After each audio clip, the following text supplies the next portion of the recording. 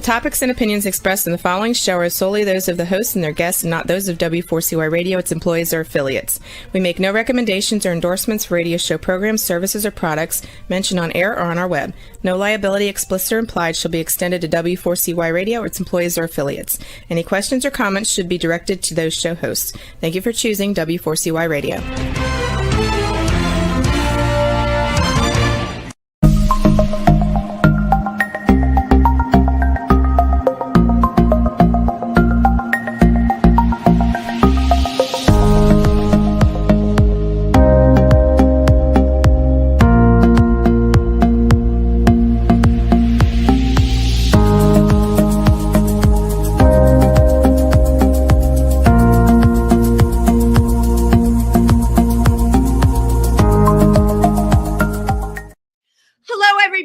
Good evening and welcome to Triversity Talk. I am Wendy Stewart and I am having a wonderful time because it's Wednesday and you are all here with me, and we are a couple of days before Halloween and my Halloween countdown has begun. And if you are in Milford, Pennsylvania or anywhere in New Jersey, Sullivan County, Sussex County, please come by Triversity on Tuesday night. We're going to be giving out candy and celebrating Halloween there. And speaking of celebrating Halloween, I am overrun with holiday events this year for Halloween. Thursday night, I will be in Stonewall. And I think I'm going on, it looks about 6:30 or 6:45. And I'll be doing a show there. All Hallows 7. So if you're in the neighborhood of Stonewall in the West Village, please stop by and see us. We have a wonderful show planned, produced by the Imperial Court of New York.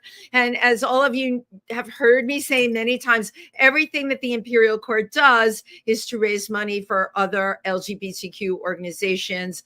And this time our recipients are going to be going to Trinity Place, which is a wonderful organization that supports LGBTQ youth. Okay, I don't know if any of you are into pumpkin carving or any of that other stuff, but now is your time to do it. So I'm going to talk about a totally different subject now. I'm going to talk about my guest tonight. My guest tonight happens to also be a DJ, a writer, a filmmaker, and I was first introduced to him because he works on my Wednesday afternoon show with Tim Moss, If These Walls Could Talk. He's been the producer for that show after the fabulous Chauncey Dandridge had to leave because he was super busy. And I was so grateful to get our new producer. So without further ado, let us welcome Cameron Cole. Hi, how are you? Well, hello. How are you?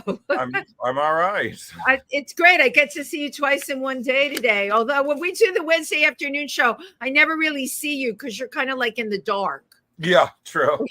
This is the most light that's been turned on in this bedroom for some time. Yes. Really? So you're like, you like the dark. You're like I have a friend that's like a vampire. We always joke that he just lifts the lid on the coffin and gets out at like 6 o'clock at night, stays out all night, and then just goes back in the next day. Are you kind of like that too? Very much so. I mean, it's kind of necessity working in nightlife that I spend a lot of time in the dark. But on top of it, my doctor is always like, I don't understand how you get no vitamin D and put me on pills. And I was like, I mean, I sleep during the day largely. Oh, yeah. No, you know what, though? Did your doctor tell you can get one of those artificial sun lamp thingies? No. Yeah. So, my daughter does that because she doesn't like the whole darkness in the winter. It affects her mood. Yeah. Doesn't it affect your mood? Yeah. Seasonal affective disorder. Yeah, sad. We call it sad. Yeah. I too suffer from it because I like light. When I was in Alaska, it was light for 12 hours a day, and people were like, "How could you stand it?" I loved it. Yeah, because I need a couple of hours to sleep, and then I'm all about the sunshine. But your doctor put you on vitamin D, right? Yeah. Now, Make your own joke there. Do you remember how many milligrams he put you on? I don't know, but it's right here. Hold on. Okay. I'm going to compare with you, Cameron. Well, I don't know where the dosage is. Oh, well, no, that's quantity. Tab 1000 IU. 1000 IU is hardly enough. Yeah. I'm glad you're sitting down or right now. You should seriously, I take once a week. I just do it once a week because you're supposed to be taking this daily. Yeah. You're probably going to blow it off sometimes. Once a week, I take 50,000 IU. And that was it. I buy it over the counter. It's the same price as the stuff you're buying. And it's just one big zap and it's great. It carries you through the week because I could never remember to take mine. And we need our vitamin D, especially those of us who are the creatures of the night. How long have you been working in nightlife for? Let's see. I've been in New York almost 20 years, and I think about 15 years in nightlife, various capacities. 15. So how did you start? Like, what was your first job? My first gig was I was working as a porter at Pieces Bar. And then when that ended, I became I was really good friends with the owner of a bar that no longer exists called Rawhide in Chelsea. And like, stop it. I had one. Okay. I have history. So, Rawhide started uptown on the Upper West Side. I didn't actually. The original Rawhide with sawdust on the floors. Okay. I'm going back to the 80s. Yeah. Started on the Upper West Side. And it was just like a cruise bar. And it had really dark lighting in it. And when this is terrible, but you were grateful for that dark lighting. But I would go there with friends. So you worked in the Chelsea Rawhide. Yes, I bartended there for the last couple of years. They were open. And then right about the time that closed, my friend Scarlet Envy, who's since gotten on Drag Race, but she was like, you should come out. That's where I know the name from. Scarlet Envy was on Drag Race. Yeah, she's a good friend of mine. I knew her from the time she was a student at FIT, actually. But she was like, you should come out to Brooklyn. There's really amazing bars. And I was like, I guess. And like, I went to TNT for the first time, which was out in Williamsburg. And that became my regular haunt. And I was mostly just doing photography during that time, actually. But one of the shows that I saw was a show called Mondays on Mondays with Thorgy Thor and Ruby Roo. And then, like, I became. Oh my God, I haven't heard Ruby Roo's name in a while. She's one of my best friends. She's actually in the film. But I fell in love with that show because I was like, oh, this is like the Muppet Show of drag shows. It's not just like, here's an Ariana Grande number. It's like comedy and crazy. And I was like, oh, I love this. And just started going regularly. And eventually, as the two of them got to know me, they were like, oh, well, you come from a theater background, right? And I was like, yeah. And they were like, do you want to like run the music for our show? And I was like, sure. And then like I started DJing because of that. Like, because of that, you're right. And how many years into New York are we then? Like 5 or 6 or something? That would have been around year 5. Yeah, because that would have been we're coming up on our 10th anniversary of that show. Actually, this next summer will be our 10th anniversary. It's funny how things happen to people when they come to New York that you can't even really plan for. Yeah, no, it was definitely not in my plans. I know, but look at what happened. So that was like your first DJ gig. Yeah, pretty much. And then like other bars started being like, oh, do you want to come do it here? And I was like, okay. Like, and now I have like 5 weekly gigs. Like I'm at Barracuda on Saturdays, 6 to 10, doing a Star Trek viewing party that's amazing and super fun, like just entirely Star Trek related. On Mondays we do Mondays on Mondays. On Wednesdays I do If These Walls Could Talk in the afternoon, and then at night, which night, as soon as we're done with this, I'm going to rush off towards Hell's Kitchen, but I'm at Rise Bar on Wednesdays. Right, you're at Rise on Wednesdays. I remember that at 9 o'clock. Yep. See, I have your schedule even memorized. And then on Fridays, I have a trivia that I started about 8 weeks ago that's called Nerd Alert with 2 of my best friends from 8 to 10, and then 10 to 1, I'm behind the bar. Okay, but where is Nerd Alert? Where is it? Oh, I'm sorry, Macri Park. Oh, so you do it. So you're really like still traveling between the boroughs. Oh yeah, I do Macri Park, Metropolitan, both in Williamsburg, Rise and Hell's Kitchen, and Barracuda and Chelsea, as well as whatever else. Like those are just the weekly ones or monthly ones. Let me tell you, good DJs are very much in demand, you know, and I can only see your schedule getting even more dense. I don't know where it's gonna any more gigs would go, but sure. Sure, why not? You have a theater background. Where did you grow up? I don't know a damn thing about you, Cameron Cole. How about that?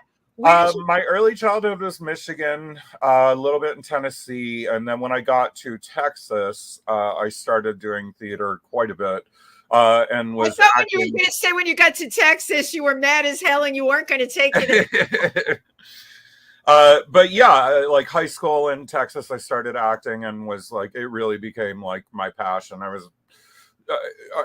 Everyone seemed to think I was quite good at it. So like I was doing like, between the various theaters in that metropolitan area, which is Odessa Midland out in West Texas, there's like a recreation of Shakespeare's Globe Theater that I grew up. Yeah. So I did like a lot of early acting was in Shakespeare or similarly classic. You're totally trained in Shakespeare. I mean, trained is a strong word. I've actually never taken an acting or a writing lesson in my life. But you get it. You can get it. You can say those words and those lines. Wow. That's impressive to me because I can't even remember what production I had a very small part in, but I knew I always struggled to read Shakespeare. I had to get Cliff Notes, and being cast in it and learning even the lines, the language, my brain just couldn't wrap its head around it. What is it that appeals to you about Shakespeare? I mean, I've actually had Shakespeare purists get very angry at me when I say it.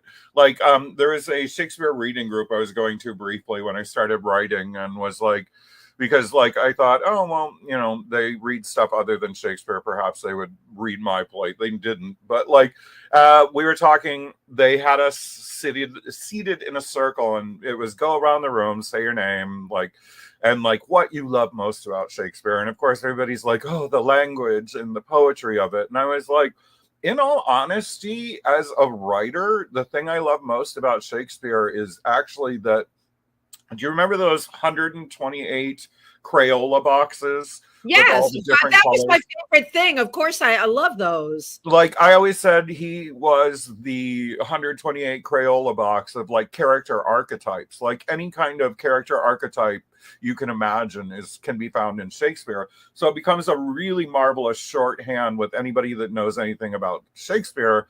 Like I can describe a character as being a gay Hamlet, and that pretty much gives you like a great deal of context. Very good quickly. Indication as to what the components of that character is. Yeah.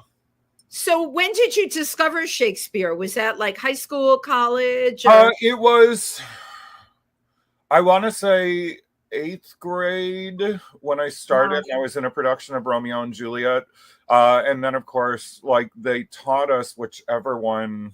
And I actually skipped doing any of the coursework in the high school English class because I was like, I've already read that one. Like, I know like, all right, read something else. It's fun. And it's like, yeah, like, but yeah, like about 8th grade.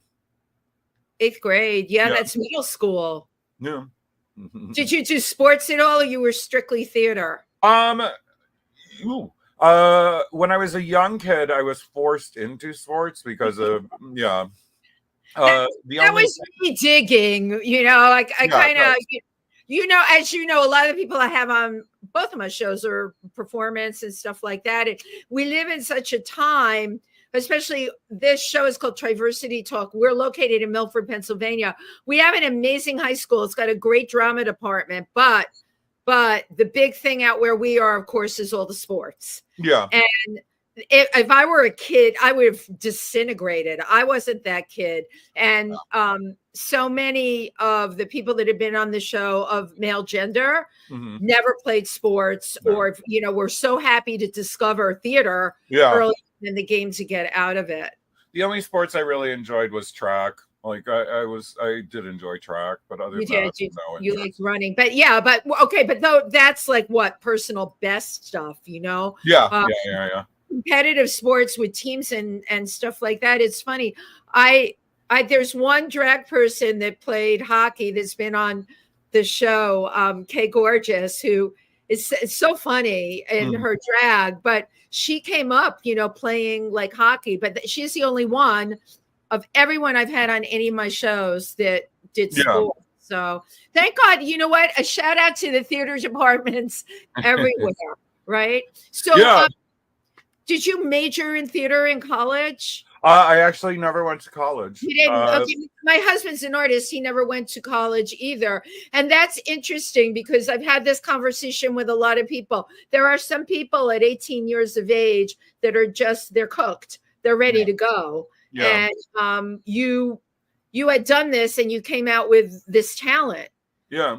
Somewhere along the way, you also became a writer. How did all that happen? Yeah, actually, I I was acting quite a bit for a lot of years, and like, I mean, I would be rehearsing one show at like one of the community theaters while performing one show in the high school theater department while also auditioning for like one of the other community theaters. Like I was constantly rotating, but I ended up getting pretty burnt out on it about the time I got to Austin.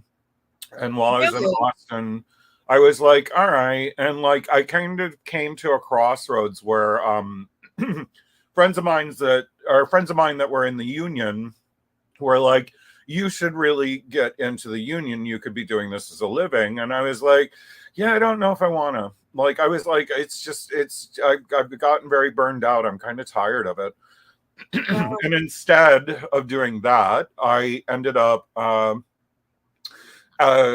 joining a sketch comedy group. That was a queer sketch comedy group there in Austin. What And was it called? uh, What was the name of it? oh God, I don't. It was a horrible name. No, we'll just call it a queer sketch comedy or something. And I was like, what? No, that's terrible. But all right. And like very quickly, I was like, all right, I'm gonna write a sketch, and I would write for everybody else, never for myself. And like it very quickly became apparent, like that I was like, oh, I am a much better writer than anyone in my immediate vicinity.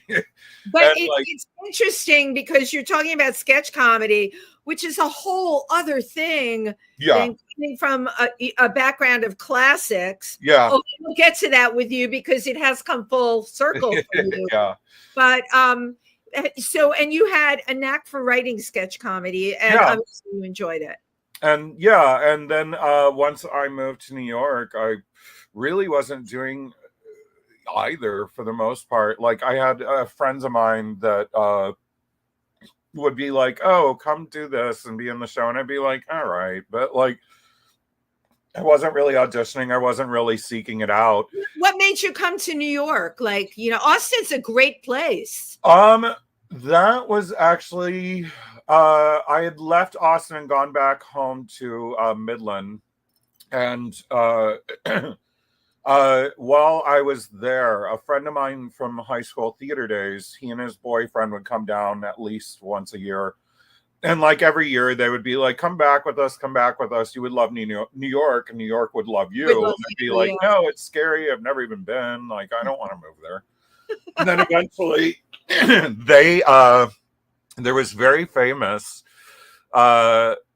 kind of a scandal in the theater world of Odessa in which this young producer had like got sued over like tickets and like promising that they were going to get Bernadette Peters and all these other big names down there. And then that was the no-show. Yeah, when the bottom fell out on that, my friend had been brought down from New York to be one of the casts in that, and like he and the boyfriend were like stranded in Odessa because the checks were bouncing. It was like all over the national news at one point. That would make a great play. Stranded in Odessa when the checks are bouncing. Right. There you go. Yeah, very much so. I'm actually surprised no one's written about that. But yeah, it was in the national news. Tony George's, bless him, it was a friend of mine, sort of But like, so they were like, oh my God, how are we going to get home? And I was like, you know what? I was like, I kind of took stock of my life at the moment. I didn't have a job. I was living in a house that was paid off because it had been gifted to my mother. My mother was a reverend. It's this little house, and I was like, my car's almost entirely paid off. Like, what do I have to lose here? Like, if anything, I just drive cross country with them and enjoy a long New York vacation, So what and then you like drove come up here back. with a paid off car. Yeah. Like, Wow. oh, it wasn't even, I gave that to my mother and brother, and they did what they did. But like, yeah, so I got in the vehicle with them. We drove from Texas to New York over a couple of days. And I was like, within 2 days of being here, I had my first job, and I was on the L train on the way to it from Williamsburg. And I was like, oh, if I never leave this city, I never have to drive again. And that was pretty much the moment I decided I was a New Yorker, like Right. 2 or 3 days in on It's the amazing. L train. What so when you moved here, you moved to Williamsburg right Yeah. away. Yeah. Well, that's I what I stayed, call beginner's luck. I mean, that's pretty cool that you landed a place there. I stayed with them for the first several months, and then the apartment right next door to them opened up. So I ended up taking that. I wish I still had that apartment. It was rent controlled.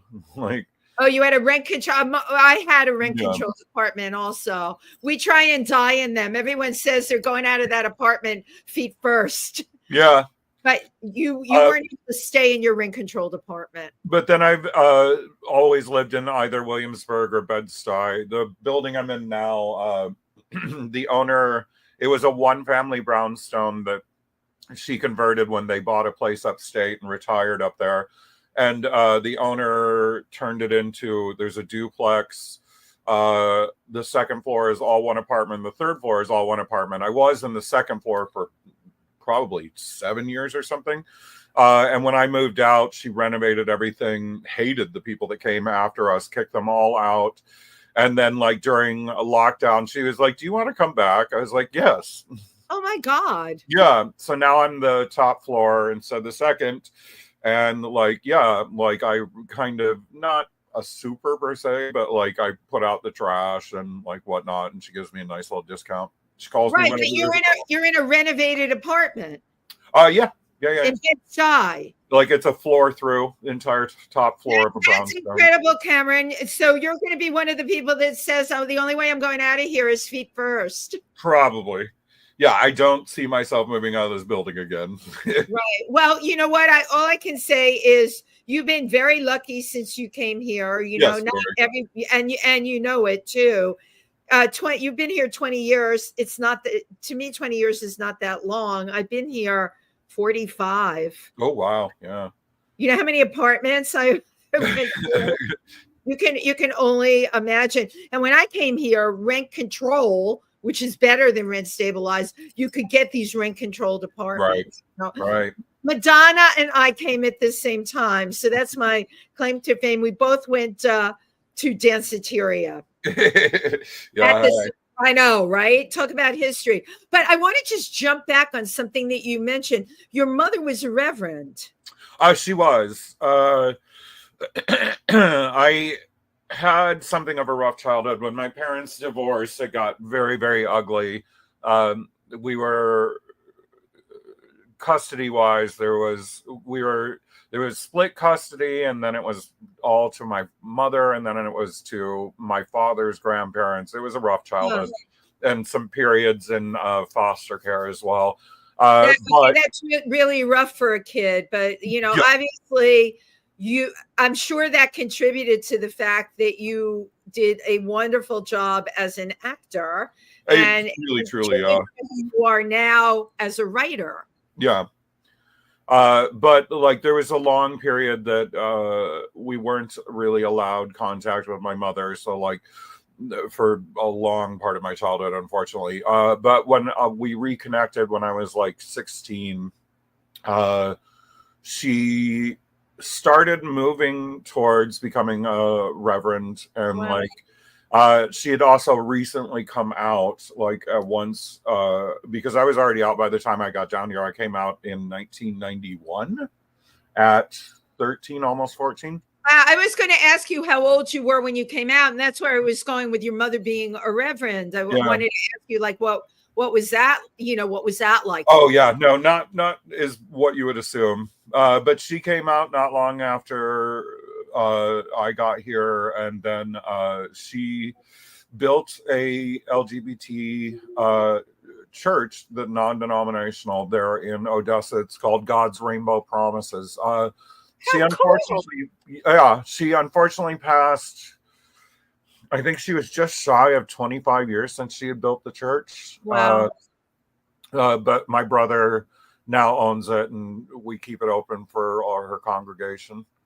But okay, that's an amazing thing. If we weren't doing the show, I would never know that about you. No, I mean, your brother is running that church that your mother started. He owns it. He like the church parishioners themselves take care of everything. He's actually a Jehovah's Witness. Like, he's liberal for a Jehovah's Witness, but like, so your brother isn't gay though, or he is? No, he's not. Okay, so he's a Jehovah's Witness. Yes. Your mother became a reverend. Your background's not all. My mom was Protestant, my dad was Jewish, and they converted to Christian Science. Yeah. Kind of like, whoa. But yeah, my mom, rest her, she passed like January of the 2020. Oh God, what year is it? 2023. So that would have been what? 2022? Yeah, January 2022. Are you? I'm sorry that wow, because she was running this church, an LGBTQ church. That's incredible. The crazy thing was we were in fundraising state on the we just started our broader fundraising after we picked up a corporate sponsorship, and like on the movie, and it was really insanely hard to get through. We like the morning that I found out she had died, within like 2 hours, I was in front of the camera, like recording myself for Kickstarter, because it had to be done. It was very rough to get through. It is, that's one thing though I've learned about people in our industry, and you could talk to Ike Avelli, who's been on this show, who lost his partner the night we were doing 50 Shades of Gay. Oh, Jesus. And right, like while we were there. Wow. Right. But and my husband couldn't believe we were doing a show. But this is something a lot of us in the entertainment industry know, that you can't fold. Right. It's like, regular like job, you can call up and say, I'm emotionally going through something, need a personal health day or whatever. Your film was contingent on that Kickstarter campaign, and you got in front of that camera and did it in one of the most emotional upheaval times of your life, if not the most. So you know what, you did it, Cameron. You had this. It's about, not everybody can do that. You have to just like rise up when you need to. Like we were saying, with my really weird and rough childhood, it does form an ability that I can roll with punches a lot more easily than most people, I think. But you know what? That's a really incredible skill to have. Now, you brought tonight a clip from your film. Actually, yes. A little bit of backstory about the film. To do with Cyrano de Bergerac, but it's a modern day version. Correct. It's actually the first film script I've ever written, although I'm halfway through my second one.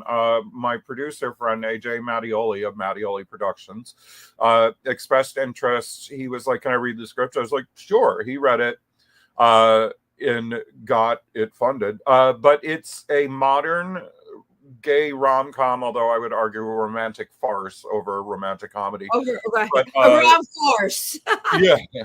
But it's a modern take on Cyrano de Bergerac. For anyone that doesn't know Cyrano de Bergerac, in the original, it's a guy with a cartoonishly long nose, very insecure because of like the size of his nose out to his nose. If you've ever seen Steve Martin's Roxanne, that's a Cyrano. But the insecure character is in love with a very smart, pretty girl. Smart, pretty girl falls for dumb, pretty boy. Dumb, pretty boy and insecure nose team up to essentially Catfish, or it's really the original Catfish classic. I replaced the nose with him being heavy set because I am a larger guy. I'm skinnier now than I have been in the past, but yeah. And made it a gay rom-com. I love it. And right, and this is your very first script, which is very cool. First film script. I've only written. You had done a play called Five Cycles. Death. Yes, it's a play cycle. 5 plays. Was the first. That was my first actual writing. Because I think epically and am really ambitious. Like I wrote a 5-play cycle that is called Death and Straight Boys. It's Death, parentheses, and Straight Boys. Right. But 5 full-length plays, and it's the 5 stages of grief, denial, anger, bargaining, depression, acceptance. Follows a group of characters over a 15-year span, like each is 3 years later, with a major character death in each. 5 very different plays and tone, theme, style. But like while I was working on those, like as you might imagine, it's very easy to get stuck in something that epic and not know where to go. So like whenever I was stuck, I would just kind of like work on the film script on the side, just sort of training myself to write film. And then that ended up being where we are now. Right. But that's amazing because you've got this 5-cycle play. All right. To get your mind away from that, because you hit a wall, as we say, you start working on a film. And this is all while you work at night with your body clock completely screwed up all the time. Am I correct in saying Yeah, that? correct. Right. I frequently would be writing the movie while I was working at TNT and Code Check. Like I would sit down there with the computer and just type away until like someone would come up and want something. At the code check, and unless somebody wanted their code. Yeah, pretty much. I'll be right with you. Okay, well, I really want to see this clip. So, Juan, could you roll it, please? Thank you. Who's ready to get nearly naked? Shall we underwear up? Not the exhibitionistic kind. Oh, nor am I, but what is there to lose by taking off some clothes, other than the clothes themselves? Comfortability, humility, dignity, any combination thereof? Why not learn to live and love your body? Each of us is made uniquely. We might not be perfect, but we are perfectly us. Scars and all. Your turn. No one needs or wants that. Oh, come on, live a little free. No one wants to see my... He wants you to do it, so do it. Okay, fine. But don't blame me when the bar clears out. What is that? Oh, it's burlesque music, baby. Come on.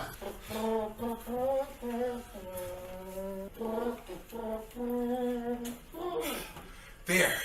Exposed to the pitchfork-wielding villagers. Better? Feels like Ruby and I brought you out of your shell a little. We sure did. Lord. I can't believe how naked I am right now. Oh, please. You're Amish naked. You're hardly even Mormon naked. Enjoy your night, Elder Jebediah. And now, we must dance. Must we? Haven't I embarrassed myself enough? Must I also bite that level of shame? Oh, come on. I want to dance with somebody. Dance with me. Wait. Charlie! Oh! Long time no see. You look great. Have you lost weight? No. Oh, you look...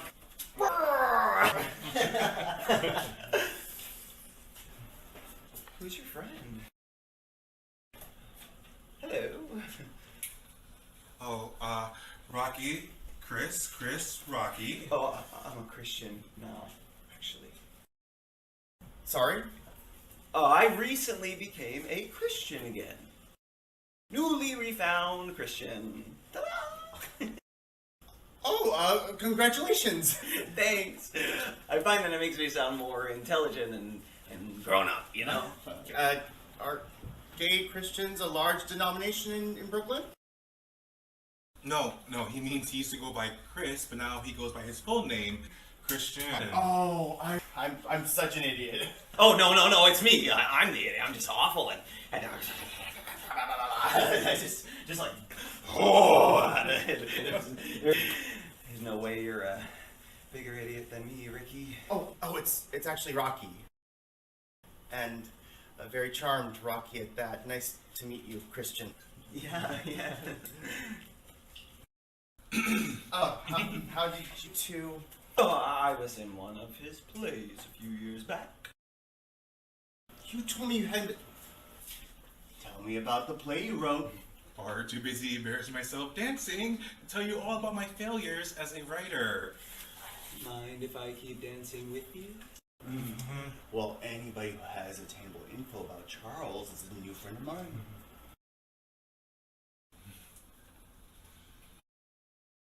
Wow. I love the gay Christian thing. That was so. Yeah, that was a fun little. I like. There used to be that character of Christian was the hardest to write, just because I was like, I mean, I don't want him to just be stupid. Like he's got to be goofy or awkward somehow. He went through a lot of different iterations of how I was going to approach him. The Christian name thing was something that happened very, very close to production, where I was like, oh, actually, here's a great way to do this scene. Right. Right. But, it adds more dimension to, just another good looking guy. Right. I didn't want him to just be like a hot actor waiter. Like I was no, like he's actually later in the that scene they you find out he is actually a civil engineer, like a numbers and science guy, which there you know what? This happens all the time. There are people that I know from clubbing, and then I find out that they were like running in the emergency room at a major hospital during the pandemic. I'm like, wait, I thought that, you never know, right? What you're going to find out about somebody. The character that is the Cyrano character, what do you personally connect to in that character? I mean, that's Charles. Certainly, all three of them are somewhat versions of me and somewhat like my take on the way the characters already were. Certainly, the insecurity is something for me. Yeah. And like that immediate feeling of, oh God, I'm a third wheel when he's like, like I was like, yeah, oh God, that's very much happens to me. That's what I was getting watching it. That you've personally experienced that. Oh, absolutely. Right. One of my closest friends, Corey, that I co-host the trivia with on Fridays. He is a very attractive guy, and I'm so used to like people just doing like that scene, like where I'm like, oh God, here we go. Right. And you want to say, wait, I'm here too. Yeah. Right. I'm over here. Yeah. Very, very great that you shared this piece with us. Now the film is almost finished. Yes, I'm almost done editing it. It's a feature length. It's the amount of time that goes into editing a feature length film is remarkable. Like we shot over 13 days in December. I'm almost done with the initial edit, and then of course we'll have a day of pickups and reshoots, although it's mostly just pickup.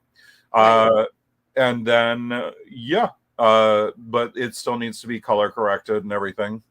So this December will only be 1 year. Yes, correct. Well, that's pretty good. If I know a lot of filmmakers. That's like really quite amazing. And Colin's on my producer that. You did an incredible job. How long did it take you to raise money for this? Well, the producer AJ, bless him, like he.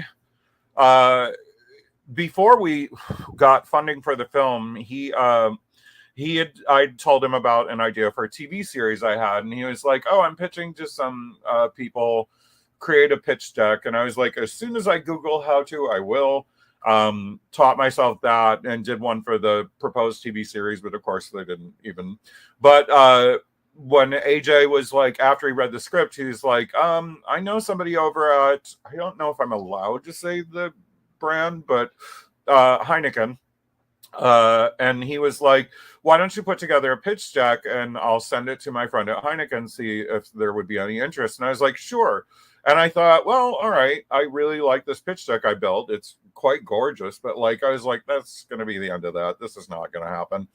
And then maybe like a week later, they were like, can we read the script? And I was like, Oh my gosh. wow. Because like, I honestly, at that point was so still amateur rank that I was typing everything in Microsoft Word and just script formatting it the best I could. So I had this epic 26-hour no sleep editing marathon where I just did nothing but edit it because a friend gifted me final drafts so that I could have it in the correct format. So the correct format, people use Final Draft. Like for film, we use Final Cut. So there's Final draft. Go figure. Wow. And like, so I did 26 hours of final draft editing. Remarkably, God, as much time or as many times as death is factored into my writing. One of my frat brothers, although I never went to college, but I'm an honorary member of a frat. You actually belong to like a frat, like a 5 pi and then some? They're much more like geeky, nerdy frat than not, but like yeah, one of my high school friends, like I would hang out with them and we stayed very close over the years. In fact, one of them died earlier this month and I'm about to go down for the memorial next week. I remember reading that post on Facebook and I saw the picture of all of you you were outside, there were like 5 of you. Wow. But one of them passed like 2 hours into me writing, and he was actually one that has a character based on him in the plays, loosely based on him. And like he passed maybe 2 hours in and I was like, I've got to keep going, like, and just like did this 26-hour editing marathon, sent it to Heineken like maybe a week or week and a half later, like said yes and gave us like a considerable amount of money for sponsorship. And then that was right before Christmas of this last Christmas. And I'm sorry, that's wrong. Christmas year before. Okay, so yeah, this and then like 2 years in. Yeah. Yeah. And then AJ, the producer, was like, we need to start a Kickstarter like immediately. And it was like days before Christmas. So I was like, yeah, just like slam together our Kickstarter campaign as quickly as we possibly could. And then raised, I think it was after fee about 28,000 on the Kickstarter. How long did it take you to raise 28? See, I love that. Love this kind of stuff. I think we ran a 60-day campaign. Yeah, we did, because we started just before Christmas. My mother passed in like just after New Year's, and then it was just like trying to make it across that finish line. But 60-day campaign. But you did it. Yeah. Like after fee, I think before fee we were like, God, what was it? Like 30 something thousand. But like and then we ran a second, as well as like some just little fundraisers like at the bars. We did a Seed and Spark campaign, which put us like, I think 18,000 more in. And then the producer and two of my frat brothers, like, each invested some money that I've been paying off myself, because I'm like, sure. Just like every month, I'm like, here's like more money. You know what? It's such an incredible story. 2 weeks ago, I was at a film festival. I was doing all the interviews with the people that are just like what you did. The stories are really inspiring. I can't wait for your film to start to go into festivals, right? And we're gonna run a couple test screenings that are like just specific groups of people that I trust their opinion, and like run private screenings for them, and then drop it into the circuit. See what happens. Absolutely incredible. And I know it seems like a long time, but if this December is 2 years, you really knocked it out of the ballpark. I'll take that. Thank you.